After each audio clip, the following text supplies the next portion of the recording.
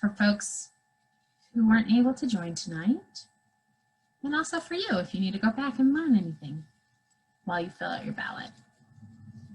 Cool. Well, let's get started.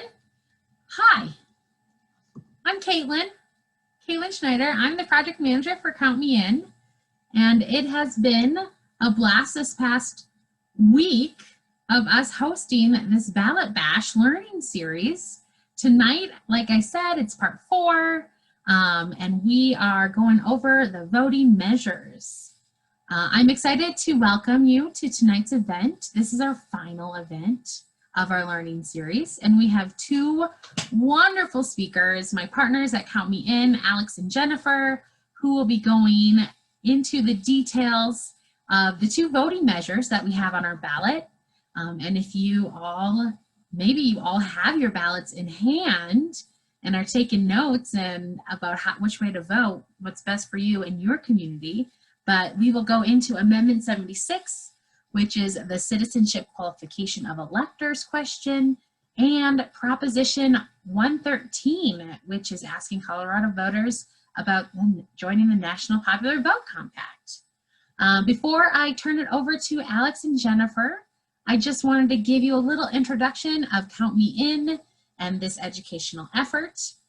So Count Me In, we're an effort that partners with groups across the state to start community conversations about the power we have to influence public investments that shape our communities. And we know that voting and our ballot measures, us as Colorado voters, we shape a lot of our communities by voting on these ballot measures.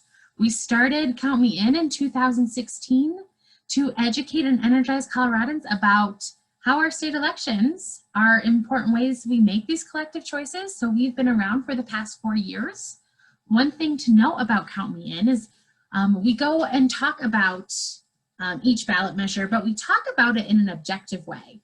So we don't take positions one way or another on a ballot measure, but instead we leave that for you to decide and to discuss with your community members, with your friends, with your neighbors, and encourage you to find your trusted resource. And Count Me In, we really want to be a resource for you. We have a great website, countmeincolorado.com, where we have a really great ballot guide that lives on the website. We also have all sorts of different voter resources and other partner organizational and news resources for ballot guides to kind of help connect you to what are other people saying about these ballot measures and help you kind of decide on how you will vote on the bottom of your ballot, because we know that we make a lot of really important decisions, not just at the top of the ticket, but through these ballot measures. So before I get started, Count Me In, like I said, we're a collaborative effort among several different groups, 2 of them which are helping me co-present today. Alex is from the Community Resource Center and Jennifer is from Colorado Common Cause. And we have 11 other groups that participate in the steering committee at Count Me In, and some also like rockstar volunteers. So if this is a passion of yours, connect with me and we can get you involved. But Count Me In, like I said, we believe that you or us, we play a key role in shaping Colorado's policies and public investments. The best decision makers are informed and educated, and our informed choices create thriving communities. We are excited this year as things, the pandemic has made things look different than years past.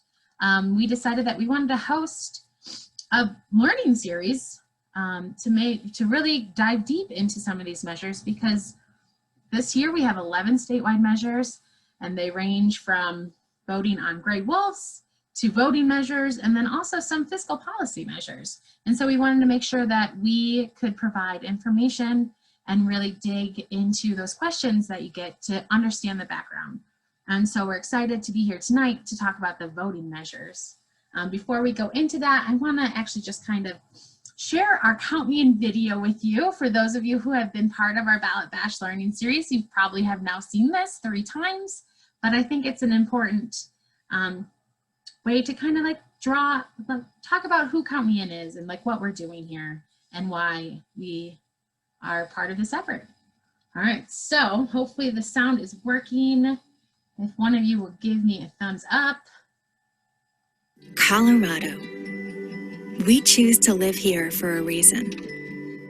As Coloradans, we have the freedom to make our own decisions, to live life the way we see fit, to feel the earth beneath our feet in the mountains, to smell the air on the plains, to hear a concert or taste fresh produce straight from the farm, to see the sun flicker through the leaves of an aspen grove. And like an aspen grove, we're connected. Our neighborhoods and communities are like the roots of the trees. Just like the aspens move nutrients through their roots, the life of our state moves through our diverse communities. We all want many of the same things: roads, schools, hospitals, parks, and a safe place to live and work. Our unique way of life in different communities depends on our ability to count on one another. We depend on one another to make good decisions on behalf of the whole state. One way that happens is through voting. We fought long and hard to make sure everyone can vote. In Colorado, we have the power to vote on those critical issues that affect our way of life. It's how we make sure the state thrives and everyone is treated fairly. As voters, it's our responsibility to be informed about the decisions we make and how they affect us and our communities. Our decisions matter in every election, not just the candidates we elect, but also the issues we decide to support. We take the time to educate ourselves in order to make the best decisions for our families, our communities, and our state. Because our decisions matter. Our votes matter. As Coloradans, we choose to live here. We choose this way of life. Our decisions determine the future of the state. Let's choose wisely. To learn more, visit countmeincolorado.com.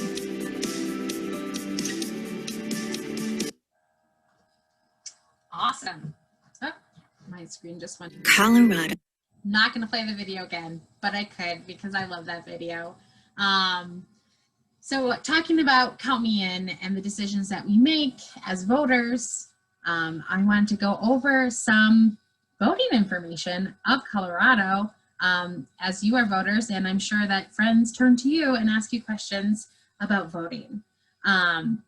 So in Colorado, we are an all-access voting state where our voters have many different options of how to cast their ballot.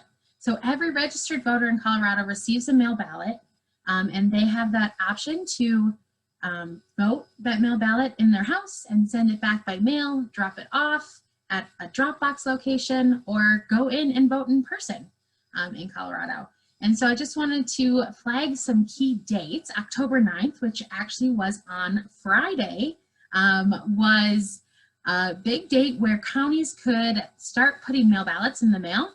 And I don't know about you, but I received my mail ballot on Saturday. So that is in my hand right now. But that doesn't mean that you still cannot receive your mail ballot. You still have time. If you are not registered or need to update your address, you still have time to get a mail ballot by mail. October 26th is that key date to update your registration by that day to get a mail ballot by mail. October 19th is another really key date. I'm kind of jumping around the calendar here, but that is the date that our voter service and polling centers open up. Sometimes in your county, they might open a little bit earlier, but by October 19th, voter service and polling centers in your counties will be open. And what you can do there, you can register to vote, you can pick up a ballot, you can vote in person, or you can drop off that mail ballot if you've already filled it out. And then the other key date that I wanted to flag is November 3rd, Election Day. In Colorado, you can register to vote through Election Day up until 7 p.m. on Election Day. And so encourage, if you have any friends or neighbors or folks who are asking, but I didn't receive a mail ballot because I'm not registered to vote, they can go to any voter poll or service and polling center and register to vote on Election Day. And you can also vote on Election Day, drop off your mail ballot, If you decide to mail your mail ballot has to be received by your county clerk by November 3rd, by 7 p.m. November 3rd, and postmarks don't count. So it's suggested that you actually get that mail ballot in the mail by October 26th if you are choosing to mail it, and after that, either drop it off or drop it in a drop box. All right, so those are some key dates for voting in Colorado. Now, let's jump into the meat of the program. Let's get started and talk more about these two voting measures, Amendment 76 and Proposition 113. I am going to turn it over to Alex and Jennifer. I think Alex first, and she will go through Amendment 76. If you have questions, feel free to pop them in the chat, or we will make some time at the end and answer those questions. So Alex, take it away. Great. Thanks, Caitlin. And just again, my name's Alex McHenry. I'm with the Community Resource Center, but here tonight presenting on behalf of Count Me In, and I will be talking about Amendment 76. We can go to the next slide. And Amendment 76 is the citizenship's qualification of electors. And so as it reads on the ballot, Amendment 76 would change Section 1 of Article 7 of the Colorado Constitution. And it would just change a couple of words.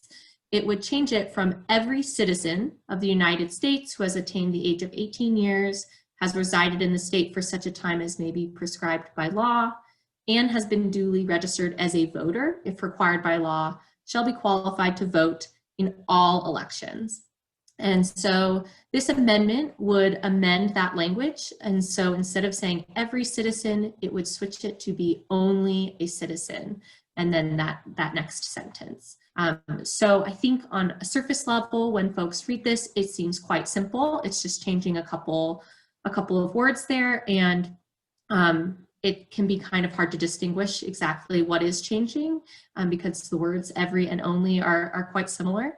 And so we thought it worth a discussion here, and we'll go into a little bit of background information, kind of what the opponents and proponents are saying on this amendment, and then would definitely welcome questions from folks because we know this can be a little bit confusing as to what it's actually implying. So we can go to the next slide, Caitlin. And so before we go into that, I thought it important to go over what the requirements are to vote in Colorado, because as you saw in that Constitution language, it says people who are registered to vote. And so in order to register to vote in Colorado, you need to be a US born or naturalized citizen. So this is not changing that. You need to be 18 years of age on the day of the election to vote. And if you are 16, you can register in Colorado as pre-registration, but 18 to vote. And then you need to be a resident of Colorado for at least 22 days prior to the election. And so this amendment is not changing any of those requirements that folks would need to meet in order to register and vote in Colorado. So let's talk a little bit about who's impacted by it. I wanted to give a little bit of background because we have had some changes sort of recently. So in 2019, in Colorado, we actually passed the Colorado Votes Act. And in addition to a number of other things like adding polling center locations and Dropbox locations, this act allowed 17-year-olds to vote in primary elections where they would be 18 by that general election. So if someone was 17 this past March when we had our presidential primary, they could vote in that election if they were going to be 18 on or before November 3rd of this year. And so for the organizations and people who are working to empower young voters, this was a huge win for them. And we did see a big turnout with over 9,000 17-year-olds actually turning out to vote in this last presidential primary. So this is seen as a positive step forward for folks who are looking to empower young voters. We know that there are kind of gaps in voter turnout when it comes to youth. And so having 17-year-olds vote in primaries can be seen as a positive thing because they may be more invested in the election because they were able to help elect those candidates that will be on the ballot. There aren't many states that allow 17-year-olds to vote, but there are currently 18 states that allow those 17-year-olds to vote in primary elections. And then another important fact is that in Colorado, 1 in 10 residents are immigrants. And whether or not they're legal US citizens or not, we do have a relatively large immigrant population here in Colorado. So that's just some background that's helpful to know when we think about who this amendment might impact. It's thought that it will impact young voters, and specifically those 17-year-olds, because the change in the words from every citizen to only a citizen will actually exclude 17-year-olds. And so they will no longer be able to vote in those primaries like they were this past year and since the Colorado Votes Act. And then it could also potentially impact citizen immigrant voters who are US citizens, but may feel intimidated by the language or confused as to whether or not they are still allowed to vote. And so those are the two communities that are thought to be most impacted by the change in this language. But I do want to go into kind of talking about the pros and cons and why this is showing up on the ballot. We'll go to the next slide.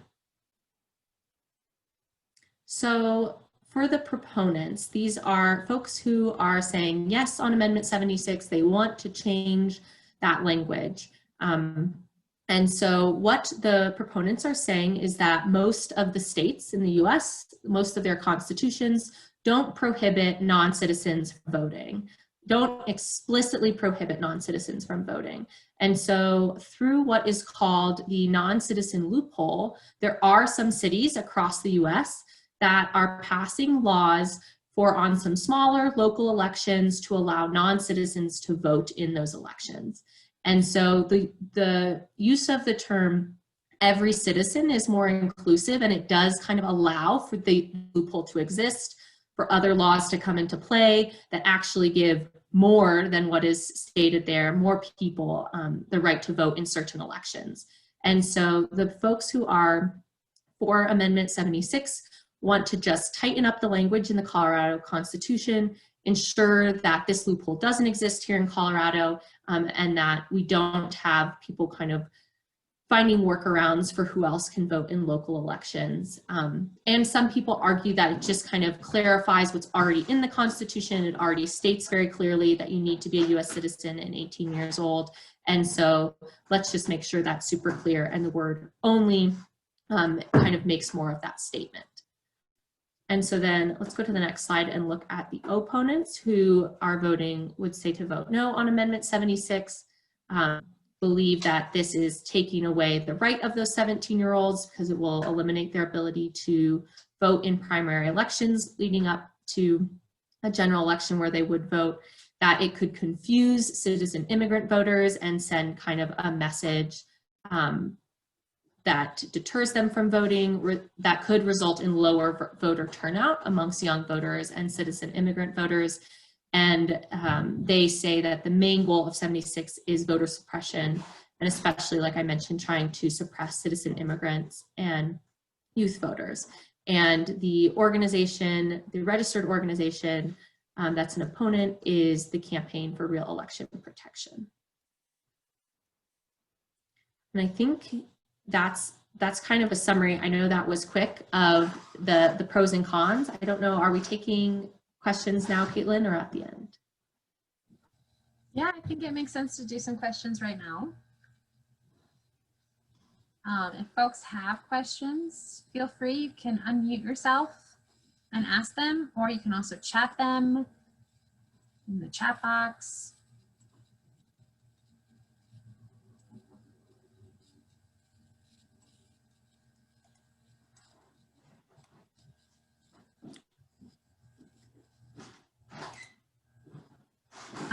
Alex, one question I do have is, do you know where this proposition came from, or amendment came from? Like, how did it get to the ballot? Who was behind it? Was it that Yes campaign?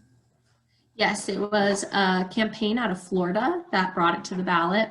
And so there could be potentially more of these coming on in different states' ballots in the future, is the thought, that they're slowly trying to, like I said, clarify that language and just make it a bit more succinct and eliminate the chance of those loopholes happening. Alex, when we change every citizen to only citizens, what does it do potentially for the rights of citizens to vote? So it doesn't change the right of citizens to vote. Like I said, those requirements for who's eligible to register and vote in Colorado will not change.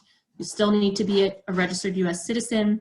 You still need to be 18 to vote. So it isn't changing those. I think the fear of those who are opposed to this measure is that the word only is a bit more exclusive and it confines folks, whereas every is a more open word that allows for potentially down the line if say a local school board wanted to make it so that 16 and 17-year-olds could actually vote in those local elections to elect their school board members.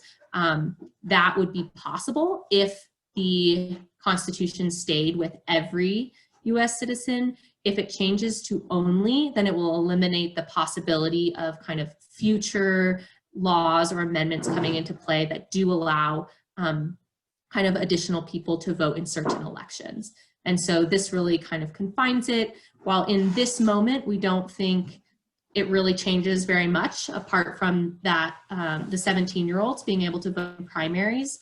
It could potentially set the precedent moving forward of what other amendments or measures are able to be passed. Great questions, Caitlin and Jennifer.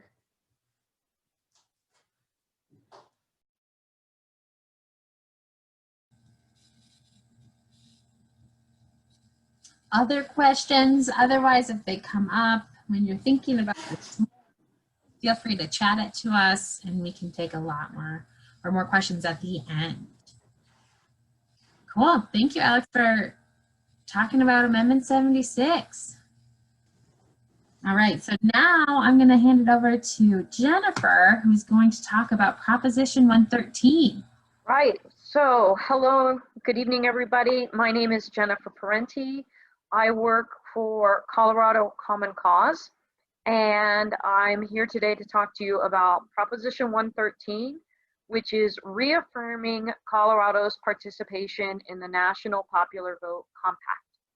So what the specific language says is that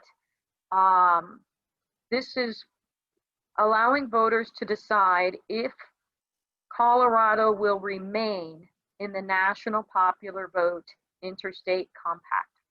And if you want to go to the next slide, Caitlin, what this compact will do is ensure that those states who are part of the compact, their electoral college votes will go to the winner of the national popular vote versus the current system of winner takes all in their state. So just to give a little bit of background on the Electoral College, the Electoral College is the method that the United States uses to elect the president. Although we do have a popular vote, that popular vote does not directly elect the president. It indirectly elects the president on a state-by-state basis. And all but 2 of our states, so 48 states, grant their electoral college votes based on the winner of their state, and we call it winner takes all. So this map shows you the distribution of electoral college votes across the country per state. It's done purely on population. It's done every 10 years with the results of the US Census. And you need 270 of these electoral college votes to win. So here in Colorado, we currently have 9 electoral college votes, and we are a winner takes all state. So we award our electoral college votes to the winner of the popular vote here in the state of Colorado. All right, for the next slide. So what this means is that in essence, you only have to win the popular vote of 11 states total to win the electoral college. Because if you take the popular vote in the 11 most populous states, you can see them highlighted here, you will reach 270. And that candidate can win the entire election with, the math works out to about 30% of the popular vote. So proponents of the national popular vote say, well, that's not fair. Right? We don't think that a president should be able to be elected with 30% of the popular vote. We think a national popular vote is a more representative way of electing the president. If you can go to the next slide, Caitlin. So what is this National Popular Vote Compact? It's an interstate agreement wherein the participating states agree to allot their electoral college votes to the winner of the popular vote nationwide. It works within the electoral college system to ensure that the winner of the election is the candidate who receives the most votes. And this compact only goes into effect when enough states sign on to secure those 270 votes that you need to win. So who's participating? Let's look at that next slide. So these are all the states that have taken action with the National Popular Vote Compact. If they're highlighted in green, it means that that has been enacted into law. And here in the state of Colorado, we did enact the National Popular Vote Compact into law.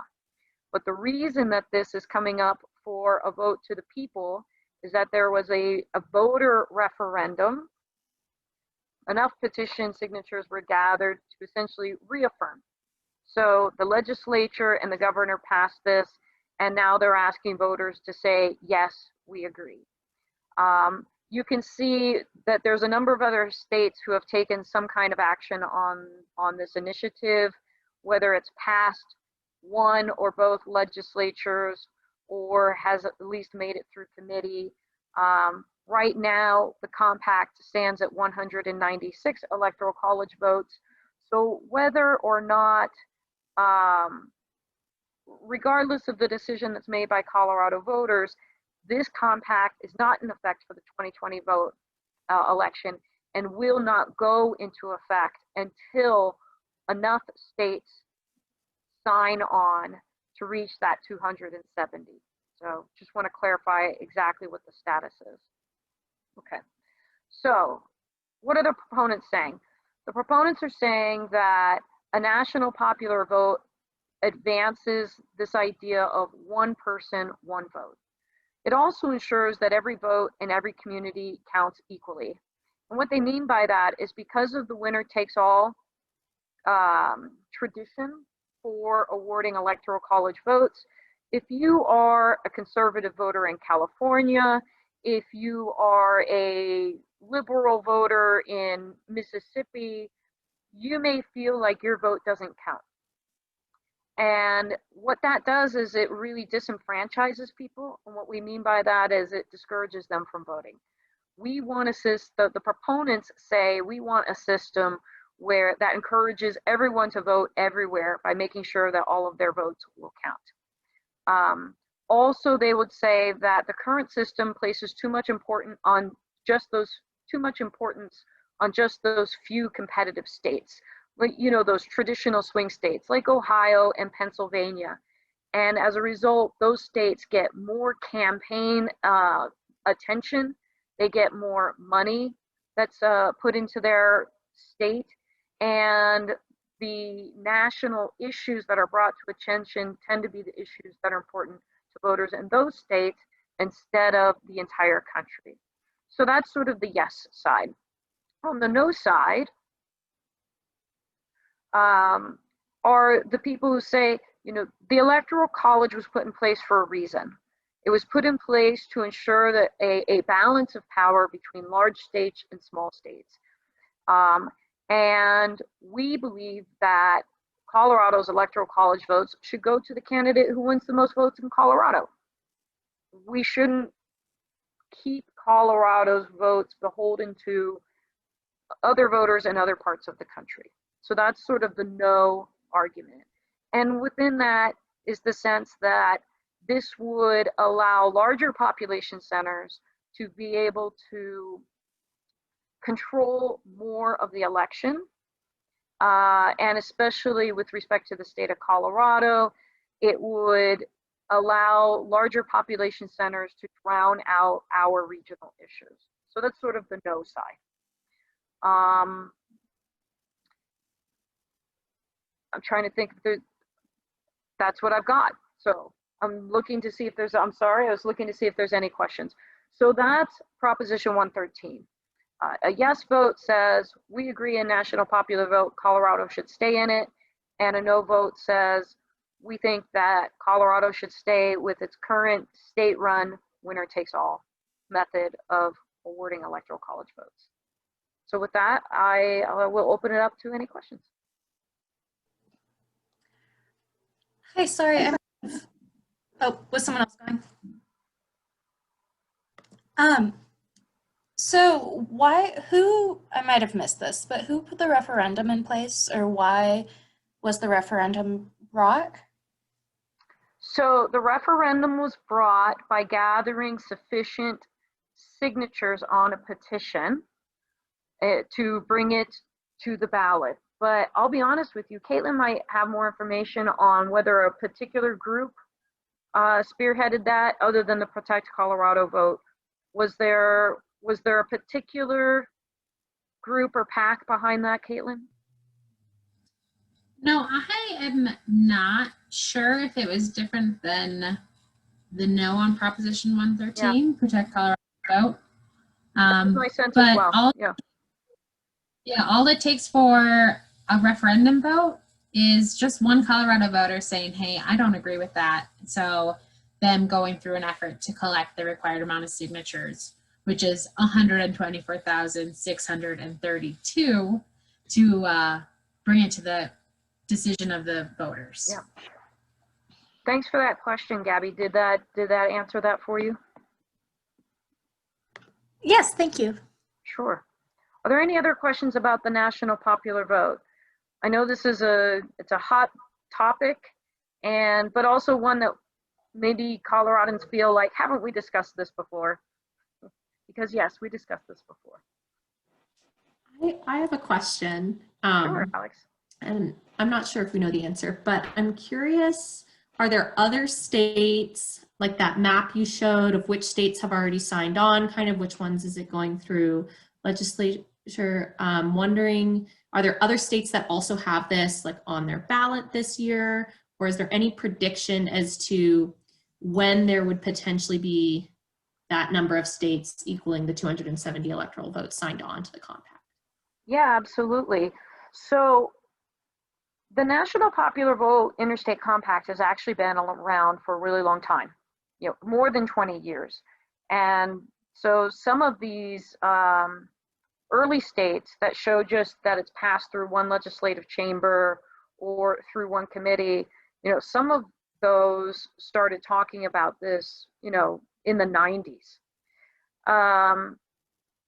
That being said, currently this year, I'm not aware of any state like Colorado that's trying to overturn a previous decision. What I can tell you is that a number of these states that are shown in orange and yellow are likely to go green in 2021.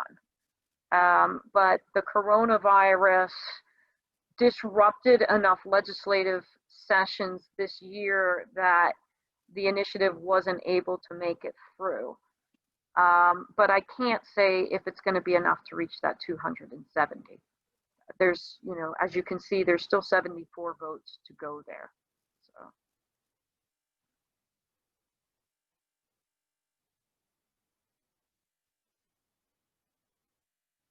Any other questions? Oh, thank you, Caitlin, for the additional information about Mesa County.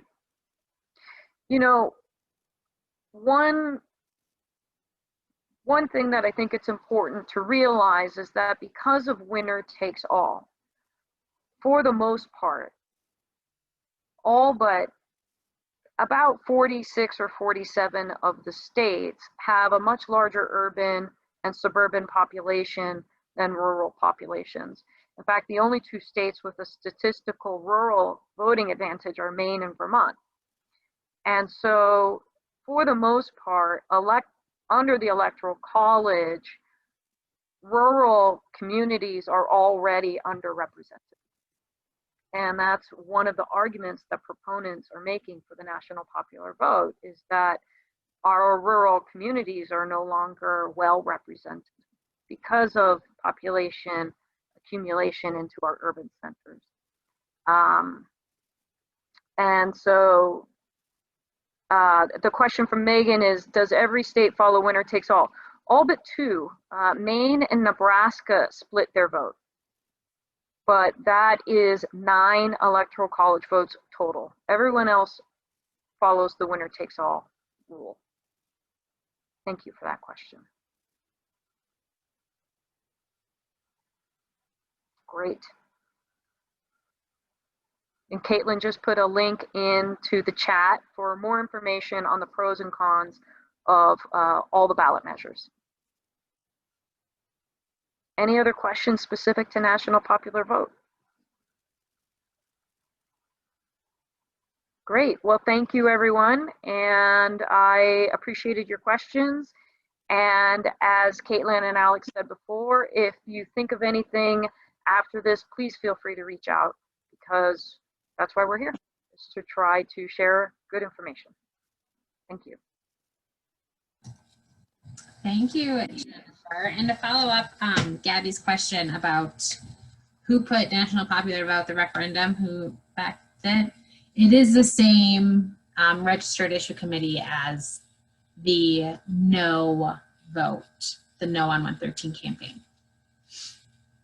Awesome. Well, thank you both, Jennifer and Alex, for sharing this important information about these two ballot measures. At Count Me In, we really understand the importance of participating and making these collective decisions, especially on our ballots. And it's so important, especially this year, as there's so much information, and everywhere you look, it's all about the top of the ticket, right? It's a presidential campaign, it's really important. And also Senate races and other candidates, but we are making really important policy decisions at the bottom of the ballot too. These 11 ballot measures will change the way Colorado functions. And so it's important to know and understand what you're voting on. And at Count Me In, we really believe that building and maintaining a strong and equitable community, we have to do more than just vote, right? We have to understand what's on our ballot. We require our candidates to understand what they're proposing. We also have to understand what's on our ballot and vote. But there's also other steps that we can take as Colorado voters. We can get involved, right? We can take one more step than just filling out our ballot. We can talk to our neighbors and friends. We think it's really important as voters that we have resources that we can share and get involved in other ways to make sure that we are enfranchising other voters and that they understand, how to vote and where to find resources and where to register and answer these questions. And so we just wanted to list some voter resources that are available. The Colorado Secretary of State's website, Go Vote Colorado, that's where you can register to vote online. You can check your registration status. You can update your address. The Colorado Secretary of State, they also have a list of all the ballot measures with the actual title language. If you want to get really wonky, you can find that information and read through that language. There's also an effort to protect our vote. There's a lot of efforts in place to put barriers up for voting and discourage voters from actually getting to the polls or making it easy and accessible to vote their ballot. You can get involved. Election protection, 866-OUR-VOTE is a really great resource. It's a hotline that you can call. Protectthevote.net is where you can sign up and volunteer on election day or before election day and go check out those polls and make sure that people are following rules. And if there's long lines, you can report that and encourage folks to stay in line because everyone has a right to vote as long as you are in line by 7 p.m. You can stay in line and cast your vote. So I know Jennifer and Common Cause are part of this effort for protectthevote.net. Encourage you, if you have time, sign up and volunteer. Just Vote Colorado Election Protection Program is also a wonderful resource where they run these phone hotlines, both in Spanish and in English, that you can call and get your questions answered, like hey, I spilled my coffee all over my ballot. What do I do now? Or I didn't get my ballot in the mail by November 1st. I have it in my hand. Where can I go? Where can I drop this off? So it's a really awesome resource with a lot of great information about where your nearest drop box is, where your drive-through ballot drop-off could be, and your voter service and polling center.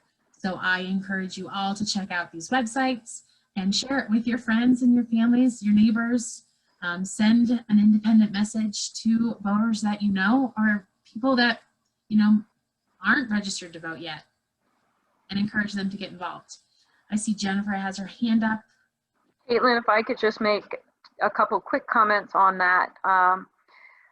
For those of you who have additional questions on how to vote or need assistance voting or know people who need assistance, that justvotecolorado.org and the 866-Our Vote hotline are really great resources, like Caitlin said. But if you or people you know want to help get involved, be a volunteer, be one of the people monitoring those hotlines, that's what the protectthevote.net website is for. And we actually have 4 ways that you can get involved. You can man the hotlines in English and Spanish. We've also got an incoming text line that you can help monitor. You can do get out the vote text banking.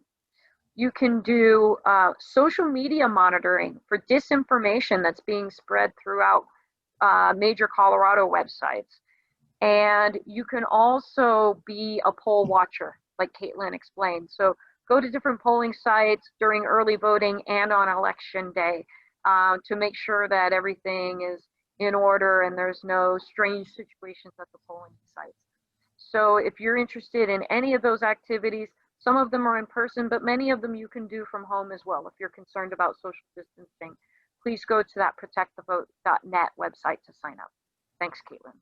Yeah, of course. Thank you for that addition. I am happy to send a follow-up email with all of these links to make it easy for you to get involved. We also encourage you to get involved with the campaign you care about. If these 2 voting measures you feel strongly one way or another, get involved with that campaign. I'm sure most campaigns are doing a lot of texts and lit drops, especially right now while people just got their ballots in their hands, and really encourage you to talk to your friends or your neighbors, your organizations about what you learned tonight. And count me in. We want to be a resource for you. We have a really great ballot guide that gives an objective summary of each ballot measure and helps explain it, gives a little background and other information to help voters really understand what is on your ballot.